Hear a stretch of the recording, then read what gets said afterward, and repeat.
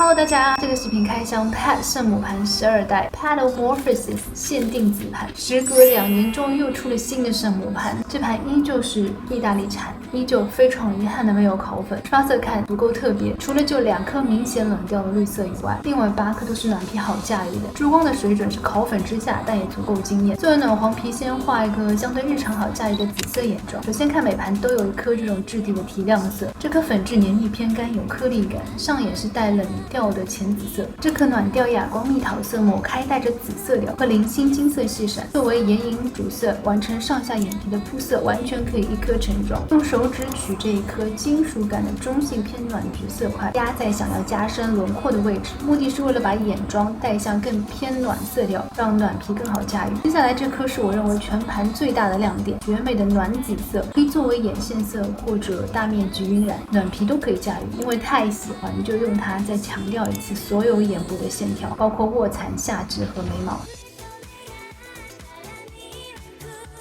最后看透明底爆闪色，这一颗也是全盘的灵魂。开始冷紫色闪片为主，带一点玫粉色，把它点在眼皮中央，很好的衔接了上眼皮的冷暖色块，让整个眼妆整体更干净清透。好了，开箱定画完成了，个人非常喜欢哑光暖紫色，完全是我的审美天菜。习惯了拍摄8小时的持妆测试，差点忘记夜晚灯光下才是 Pat 眼影的统治区。长时间带妆出油，反而让原本干涩的眼影更好的融合在了眼睛上，完全是越夜越美丽。好了，想看这盘更多眼妆，留言告诉我，我们下个视频见，拜。